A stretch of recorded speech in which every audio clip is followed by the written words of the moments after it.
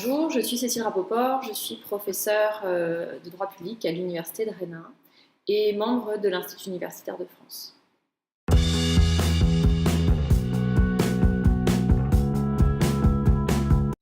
Alors j'ai découvert le droit de l'Union européenne un peu par hasard lorsque je suis venue étudier à Rennes, à la faculté de droit et à l'école normale supérieure.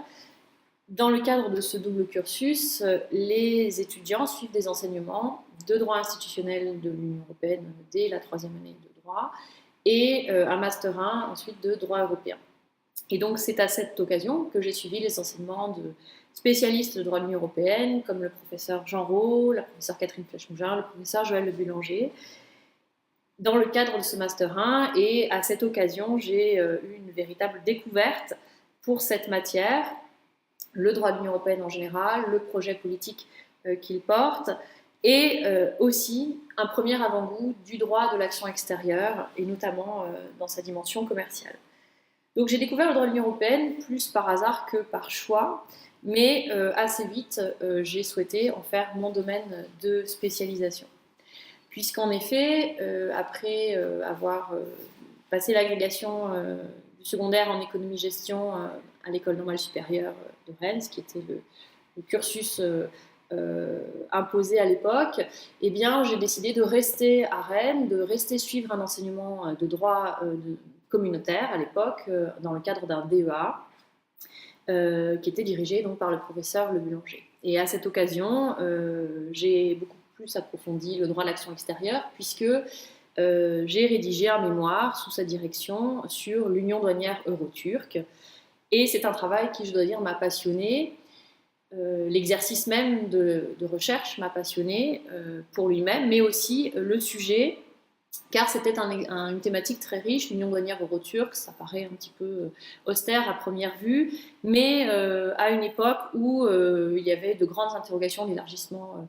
Le grand élargissement de 2004 n'avait pas encore eu lieu. On avait beaucoup d'interrogations à l'époque sur les frontières, quelles seraient les frontières ultimes de l'Union. La Turquie était un sujet polémique déjà à l'époque. Et l'aborder sous l'angle du commerce, des relations commerciales, soulevait à la fois des enjeux économiques, juridiques, politiques, et mettait déjà en avant les enjeux d'interaction entre systèmes juridiques. C'est ça qui m'a vraiment passionnée, car cette relation commerciale, nouée par des relations conventionnelles, donc un traité international, était par ailleurs en interaction avec le droit multilatéral, le droit international multilatéral prévu dans le cadre de l'Organisation mondiale du commerce, le droit et les exigences du droit de l'Union européenne, les contraintes du système juridique interne turc. Et donc, voilà, on avait là une première illustration, une première appréhension pour moi des interactions entre systèmes juridiques, qui est, je dirais, un des aspects centraux dans le droit de l'action extérieure de l'Union européenne. Donc j'ai commencé à mesurer à cette occasion les capacités d'influence normative de l'Union européenne vers certains États tiers. Et c'est un petit peu cette thématique que j'ai continué ensuite en thèse ou dans certains de mes travaux ultérieurs. Et c'est avec le professeur Le Bulanger, Joël Le Bulanger, que j'ai poursuivi ma collaboration dans le cadre ensuite d'une thèse en droit de l'action extérieure, co-dirigée également par le professeur Marc Maresco à l'université de Gand.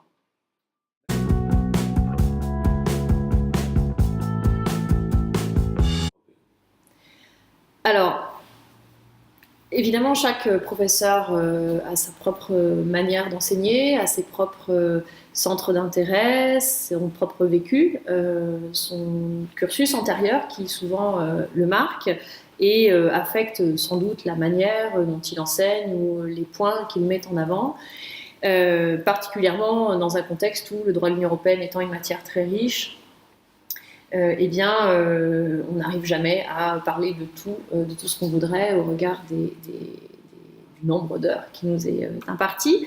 Mais je pense que j'ai pour ma part été marquée, parce que c'est là que j'ai été formée, parce que certains nous font l'honneur parfois d'appeler l'école de Rennes, qui est une méthode peut-être de présentation du droit de l'Union européenne qui met en avant les choses sous un angle comparatif, systématique, c'est-à-dire qu'on essaye de replacer une question dans le système général, système juridique général de l'Union, mais aussi de mettre en comparaison, de comparer, oui, à d'autres systèmes, à d'autres modèles d'intégration régionale, sans doute moins aboutis, mais qui du coup montrent aussi les particularités de l'Union. Donc je pense que, je dirais, à la fois cette dimension comparative qui peut être dans le temps, puisque évidemment la construction européenne a beaucoup évolué, ou dans l'espace géographique, est aussi une manière d'avoir une appréhension un petit peu globale,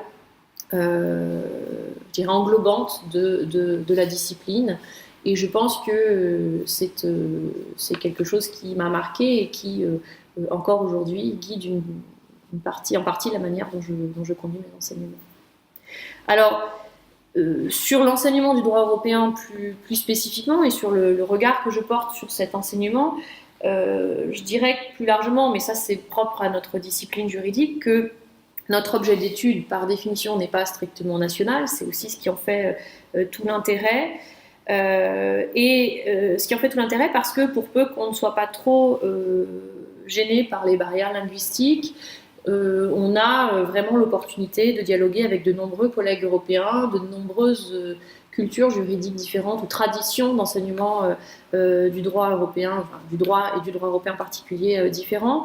Donc c'est assez intéressant de voir les différentes manières de percevoir cet objet juridique commun qu'est l'Union européenne, avec chacun une méthode, une tradition nationale juridique différente.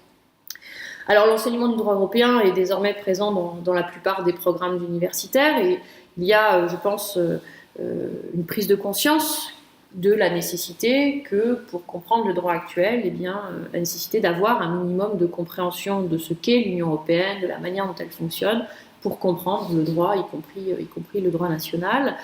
On entend souvent cette précision, le droit européen est partout, parfois pour s'en réjouir, parfois pour le regretter. Il est vrai que le droit européen est devenu une source majeure du droit français, que ce soit le droit public, le droit privé, et d'ailleurs il brouille parfois un peu la distinction entre droit public et droit privé. Alors est-ce à dire que tout le monde fait du droit de l'Union européenne ?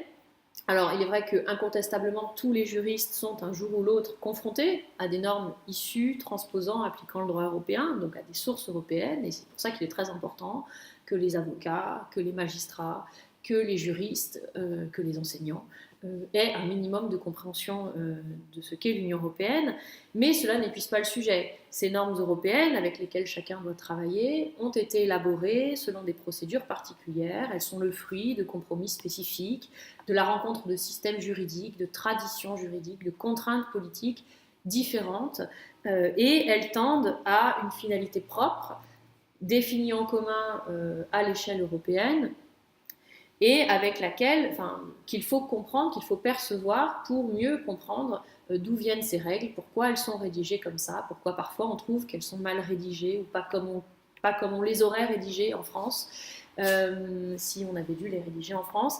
Donc il y a... alors, ça ne veut pas dire qu'il faut être indulgent vis-à-vis de ces normes, mais ça peut expliquer. Il faut avoir conscience de ça pour comprendre...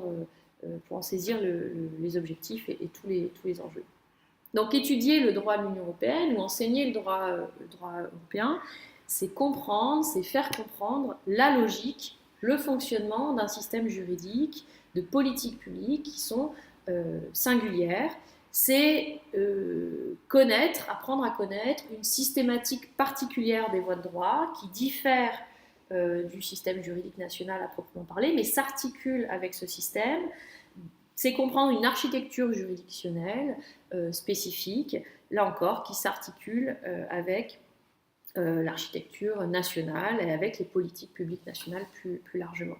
Donc enseigner le droit de l'Union européenne, c'est, à mon sens, apprendre aux étudiants à changer de prisme d'analyse, à percevoir une autre réalité de la production du droit que celle qui est strictement nationale et qui est évidemment très importante et qu'il faut également bien connaître, mais qui n'est plus complètement isolée de cette réalité européenne. Donc c'est la réalité d'une production du droit qui allie 28, peut-être un jour 27, mais 28 systèmes juridiques, 28 cultures juridiques autour d'un projet commun, avec presque autant de diversité linguistique et toutes les contraintes que cela peut générer.